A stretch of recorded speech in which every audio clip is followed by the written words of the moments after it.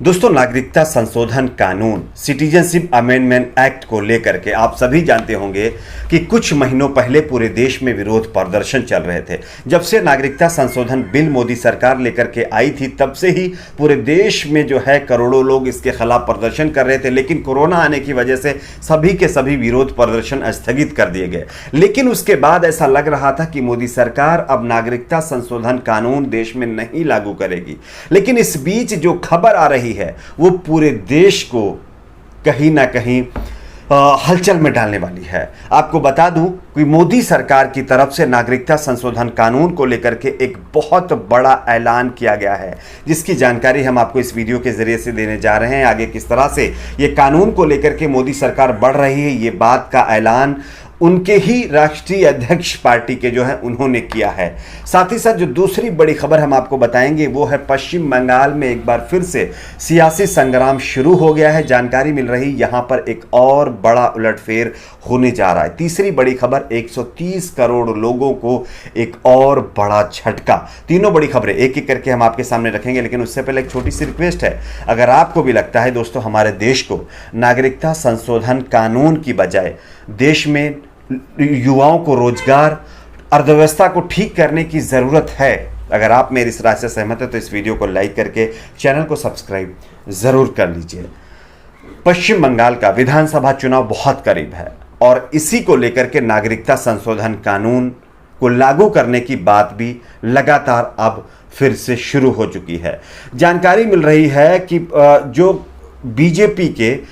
BJP party के राष्ट्रीय अध्यक्ष हैं जेपी नड्डा ने नागरिकता संशोधन कानून को लेकर के एक बहुत बड़ा बयान दिया है। आप इस स्क्रीनशॉट को गौर से देखिए।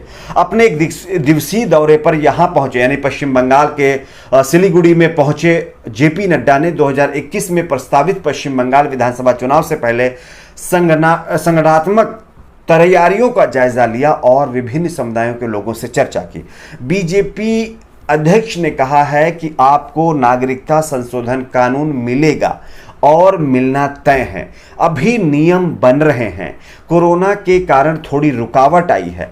जैसे जैसे कोरोना हट रहा है नियम बन रहे हैं, ये मिलना बिल्कुल तय है। सीए के बारे में उन्होंने स्पष्ट किया है कि यह राज्य में लागू होकर ही रहेगा।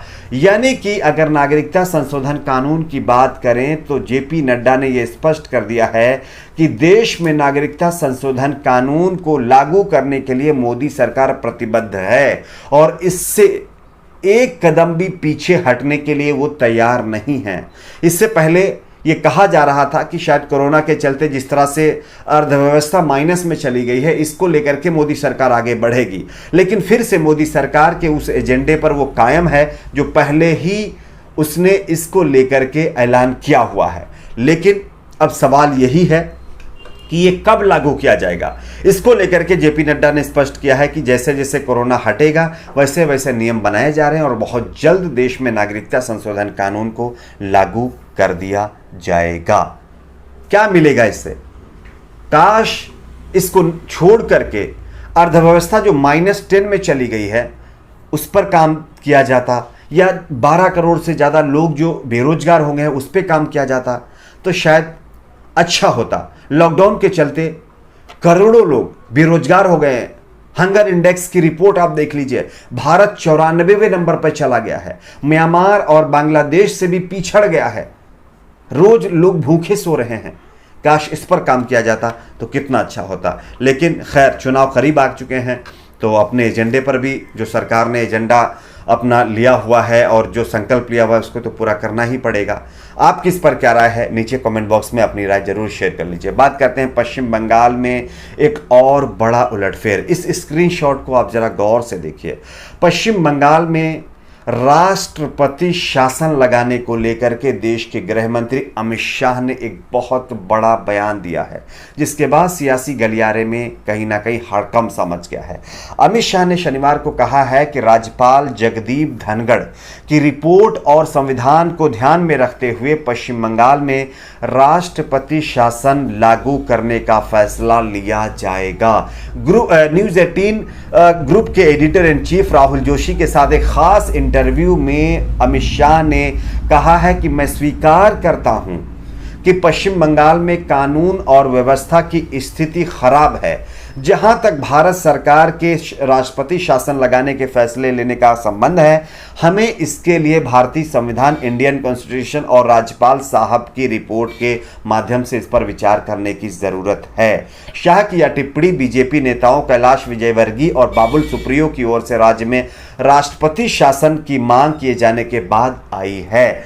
यानी कि उत्तर प्रदेश का लॉ एंड ऑर्डर नहीं दिख रहा है। उत्तर प्रदेश में आप देख लीजिए किस तरह से घटनाएं बढ़ रही हैं, किस तरह से लॉ एंड ऑर्डर चरमराया हुआ है।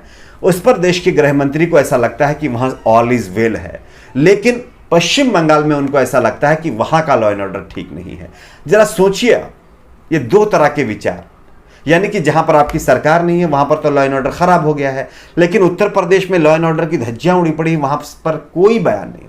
काश वहां पर भी राष्ट्रपति शासन लगाया जाए तो कितना अच्छा होगा। आपकी इस पर क्या राय है, नीचे कमेंट बॉक्स में जरूर बताएं। और ये राष्ट्रपति शासन का जो अब मुद्दा उठाया गया है, इससे पश्चिम बंगाल की राजनीति में एक बार फिर से टकराव होना मुमकिन है। बात कर लेते हैं तीसरी बड़ी खबर की। तीसरी बड़ी खबर है पूरे देश के 130 करोड़ लोगों को बड़ा झटका। जानकारी मिल रही है कि जो सब्जियों का रेट आसमान छू रहा है, उसका रेट अब और बढ़ने जा रहा है। आप सभी जानते होंगे, कोरोना के चलते और ऊपर से जो बेमौसम बारिश हो रही है, इसके चलते बहुत सारी जगहों पर फसलें खराब हो गई हैं।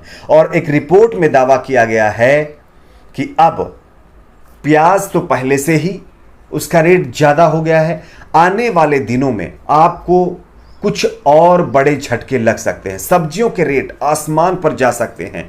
यानी कि जो सब्जी आप देख लीजिए 20 रुपए किलो, 30 रुपए किलो मिलती थी, वो लगभग 80-100 का आंकड़ा पार कर सकती है। ये रिपोर्ट में दावा किया गया है। आप सोचिए, अर्थव्यवस्था की हालत दुरुस्त करने के लिए केंद्र सरकार आगे भी जरूरी कदम उठाने के लिए कल ही ऐलान कर चुकी है कि हम इस पर जरूरी कदम उठाएंगे। लेकिन किस तरह से कदम उठाए जा रहे हैं ये आप देख सकते हैं। लॉकडाउन के चलते करोड़ों लोग बेरोजगार हो गए हैं, लोगों के पास अपना रोजगार नहीं है। और ऐसे सिचुएशन में अगर सब्जियों का रेट और बढ़ेगा तो आप समझ सकते हैं देश के 130 करोड़ लोगों के जेब के ऊपर किस तरह से असर पड़ने जा रहा है। हम तो सरकार से मांग करते हैं कि इसके ऊपर कुछ सोचे। जो सरकारी गोदामों में और सैकड़ों टन प्याज या सब्जियां पड़ी हुई हैं, उनको सही से बाजार में जो है सर्कुलेट करवाए, ताकि लोगों के ऊपर इसका बोझ ना पड़े। लेकिन चर्चा हो रही है विकास की, अच्छे दिन की। क्या आपको लगता है कि इसी तरह से अगर महंगाई बढ़ती रही तो अच्छे दिन आपको देखने को मिलेंगे? ये बड़ा सवाल है। खैर, आपकी इस पर क्या राय है, नीचे कमेंट बॉक्स में आप अपनी राय को जरूर शेयर करें। लास्ट में एक रिक्वेस्ट मैं आप सभी से करना चाहता हूं। देखिए, कई बार हम आप लोगों से रिक्वेस्ट करते हैं, यार आप लोग वीडियो को लाइक शेयर ज़रूर किया करिए। फिर से एक बार कर रहे हैं, वीडियो को लाइक शेयर ज़रूर किया करिए। आपका लाइक और शेयर ही हमारी मेहनत का फल होता है। तो इसलिए जिन लोगों ने चैनल को सब्सक्राइब नहीं किया है, नीचे रेड कलर में सब्सक्राइब बटन बना हुआ है, इसको दबा करके चैनल को सब्सक्राइब कर लीजिए। वीडियो को लाइक शेयर जरूर